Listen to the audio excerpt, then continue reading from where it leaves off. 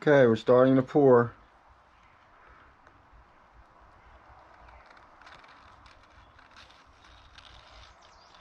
Pouring from one side to the other and just letting it flow right down through. Now this layer is not going to be this thick, just to ensure that I don't have any leaks. We're just going to let it flow and fill in all the voids, pouring slowly as we go.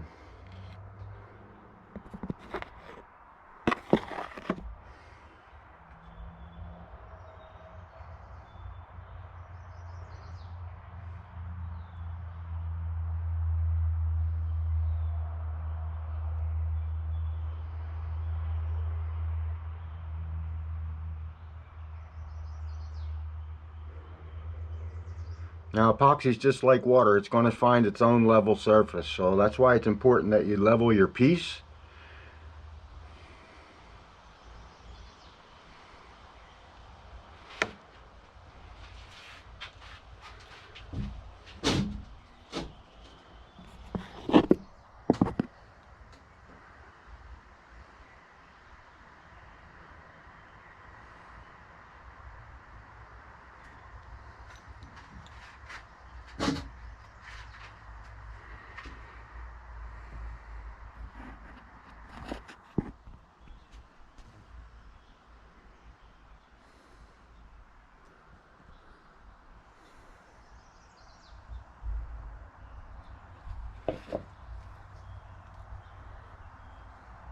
Okay, we're going to let that fill out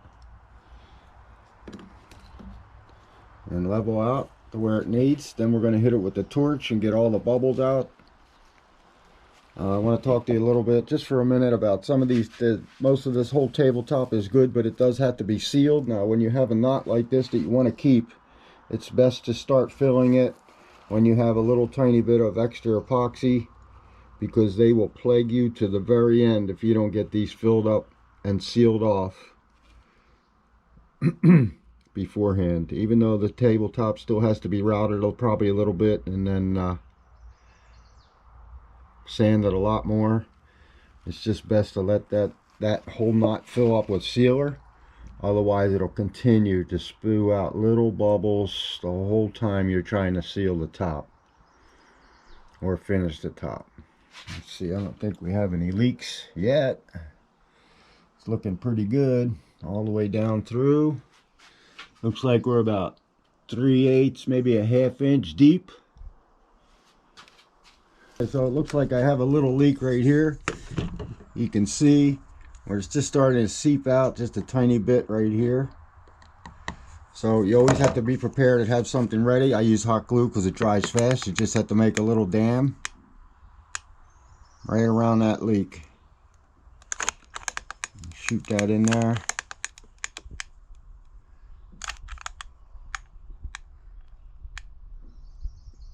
And that'll contain that little bit of a leak. Other side looks pretty good. Nothing here. It's really not leaking out, but I can see where it's starting to seep. So like I said, this takes so long to dry that you want to make sure that it's not going to leak out on you overnight. Everything looks nice and tight there, so still good to go. Alright, we're going to torch it just to get some of the bubbles out.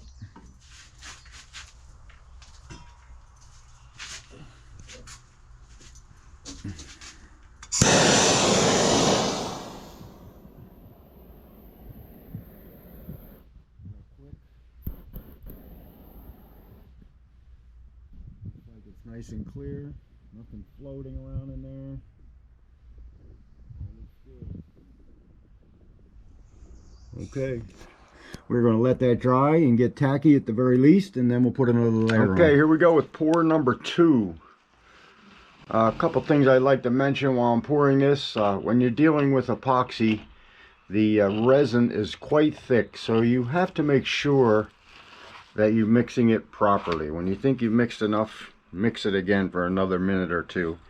And definitely follow the instructions on whatever kind of epoxy that you buy.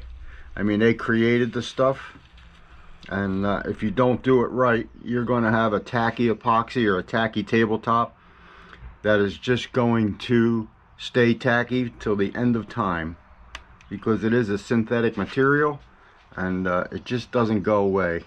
I mean, you tend to think that, oh, it's going to harden up in about a week or two, but it never will. So mixing is probably the most important thing when it comes to this epoxy stuff. You just have to follow the instructions and mix accordingly.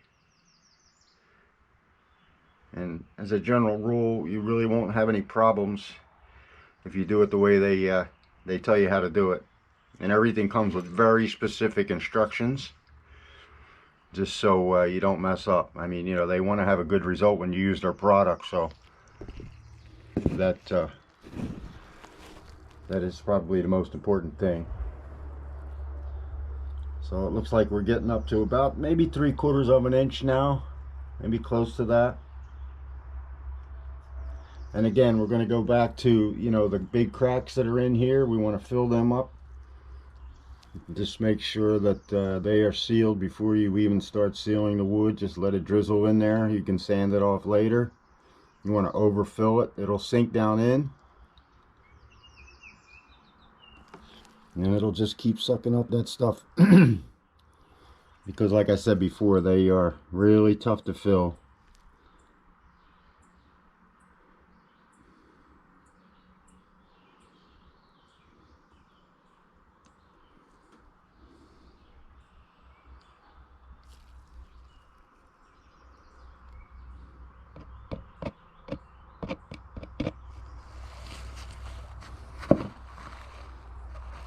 Okay, check for leaks. Everything looks good here. Nice and clear all the way down. We still have to torch it. Get all the bubbles out. We'll do a torch one time initially, and then torch it again in about 10 minutes. You can see those bubbles right there. They're going to disappear when I hit it with the fire.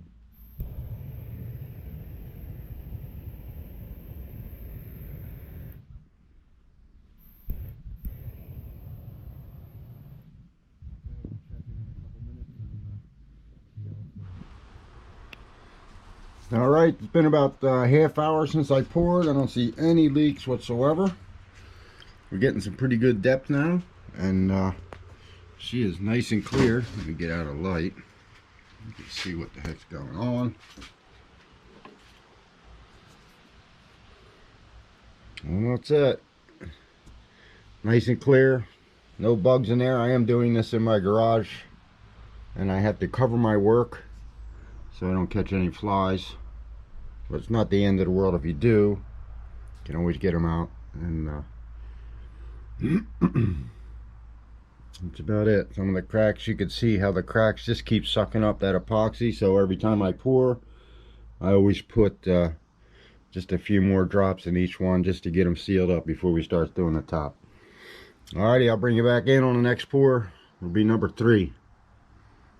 Alright guys, we are at a point now. I'm about halfway full, maybe a little more than halfway full. And I'm going to do a little sanding. I moved outside so as not to trash my shop, because I'm probably going to go at it pretty good with an 80 grit belt sander just to knock it down nice and flat. I want to start to see the grain pop out and stuff like that. A couple points I'd like to make. When you do move outside, you do have to have it in the shade. I had to put my canopy up because if the sun beats down on this, on a raw wood, it will cup on you, especially if it's out for a few hours because it's not sealed, and because of this flex in the middle, I'm afraid that it will cup. So I had to do it in the shade. But other than that, of course, you need your protection. You don't want to be breathing this stuff in unless you don't plan on living too long. And eye protection is always a must. So I'm going to get started sanding this down, and I'll bring you back in. I'll go in the hyper speed because watching somebody sand is kind of like watching paint dry. And I'll bring you back in as the grain starts to pop out. All right, there we go.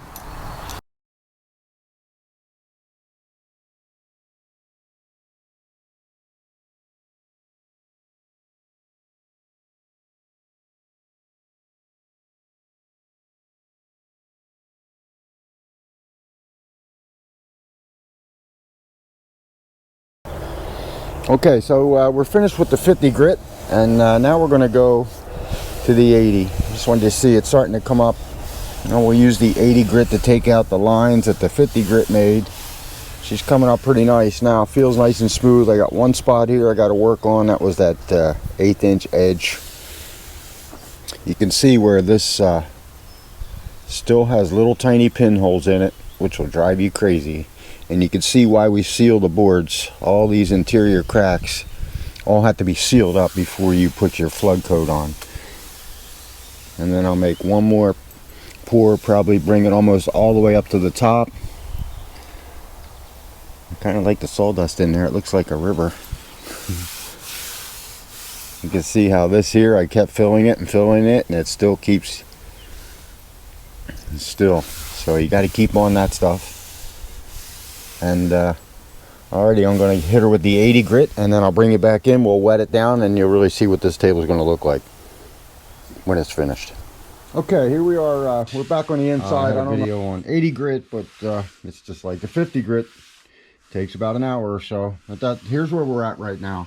You can see what has been exposed. These cracks makes it very important to make sure that this wood is going to be sealed before you do the flood coat.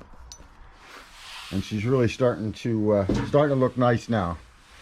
So when I say I'm going to wet it down, I mean I'm going to wet it down with denatured alcohol. You don't want to use water anymore. So denatured alcohol, you don't have to worry about the wood warping or anything like that. So we're going to wet her down and see what she's going to look like when the epoxy's on there. This stuff dries fast, so I hope you can get a good view of how this interior, the darker part, is really going to pop out when she gets wet.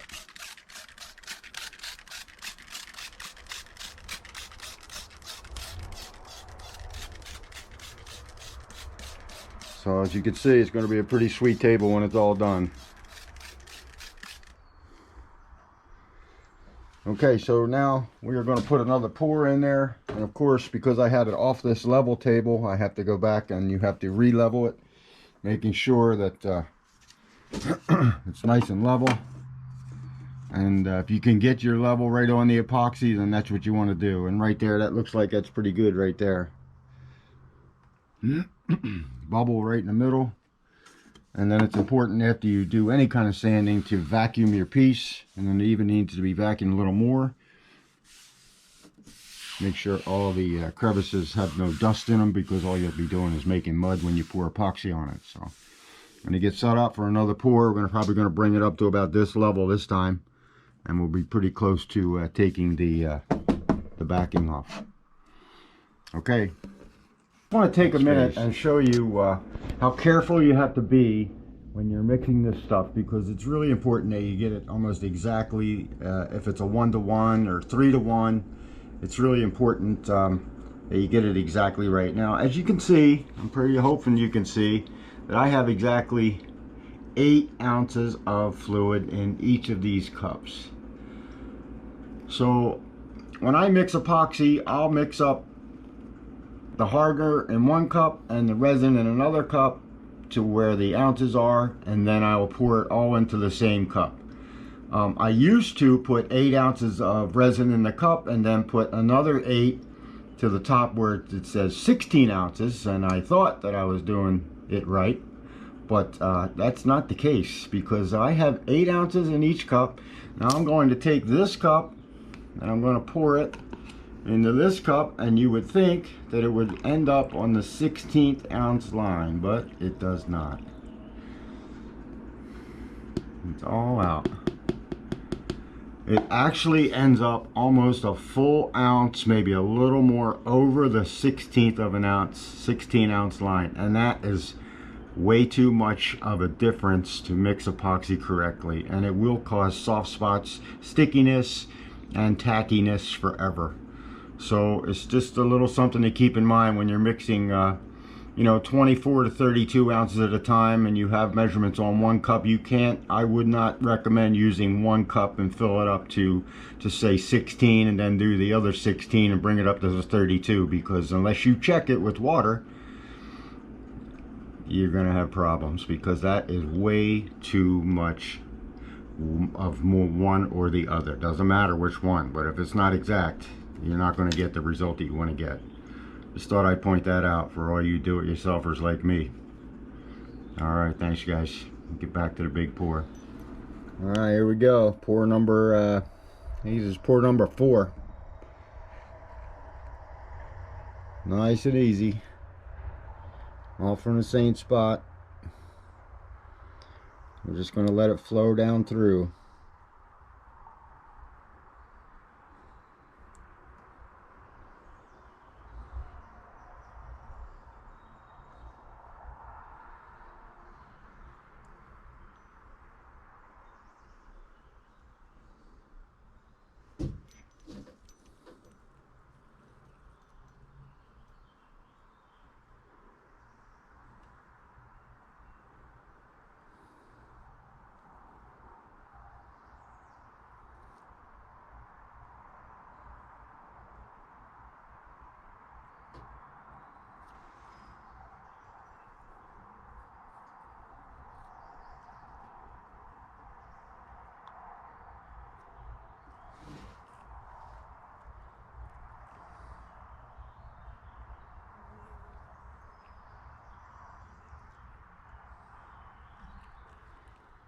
Okay, coming back to these cracks, just going to let it drop in there. I'm going to start to fill these bigger ones that we have here.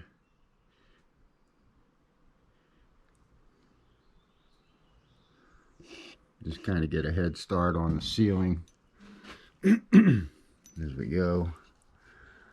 I see a couple holes right there. They're just worm holes and bug holes. They all got to be taken care of.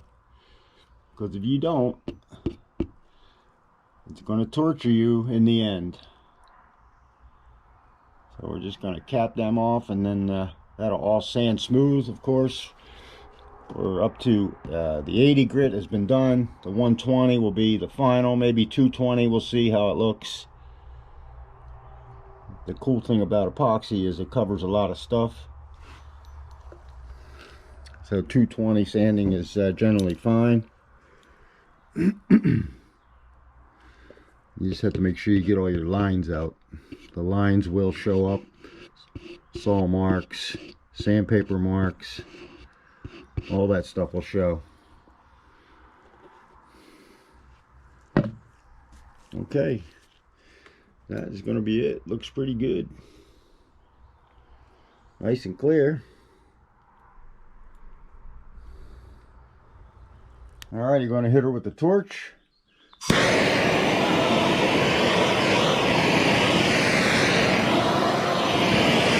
Hit the little spots.